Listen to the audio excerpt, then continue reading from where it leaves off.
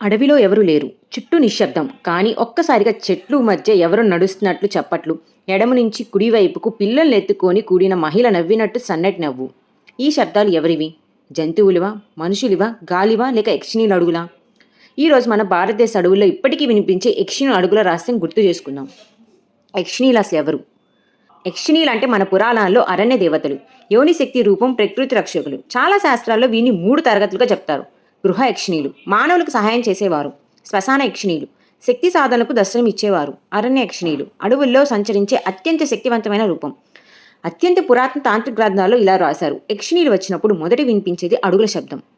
శబ్దాలు వినిపించే అడవులు 3 మన భారతదేశంలోనే ఉన్నాయి. సత్పురా అడవి మధ్యప్రదేశ్లో ఉంది.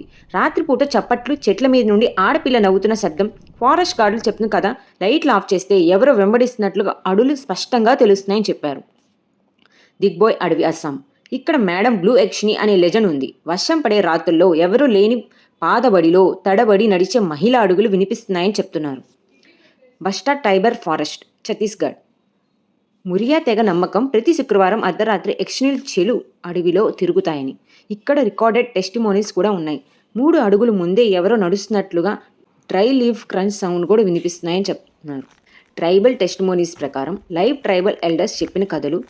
మేము రాత్రి 1 గంటకు గుడిసెల దగ్గర కూర్చుంటే అడవిలో పూలు మోగినట్లు చల్లగా అడుగులు వినిపిస్తాయి. మేము వెలుతురు పెడితే శబ్దం ఆగిపోతుంది. చీకట్లో మాత్రం తిరిగి మొదలవుతుంది. ఒక ట్రైబల్ మహిళ మాట ఇలా అనింది: ఎవరికీ హాని చేయరు, కానీ వారి దారి దాటి వెళ్ళకూడదు. తాంత్రిక రహస్యాల ప్రకారం వాళ్ళు ఏం చెప్తున్నారంటే, ఒక్క విషయం స్పష్టం చేశారు. యక్షిణీలు కనిపించడానికి ముందు 3 సూచనలు వస్తాయని. కొండ చీమల పాదాల క్రింద సన్నని చప్పట్లు. చల్లటి గాలి కాదు, వెచ్చని గాలి ఒక్కసారిగా తాకుతుంది. అకస్మాత్తుగా శంఖధ్వని లాంటి లో హమ్ సౌండ్ వినిపిస్తుంది.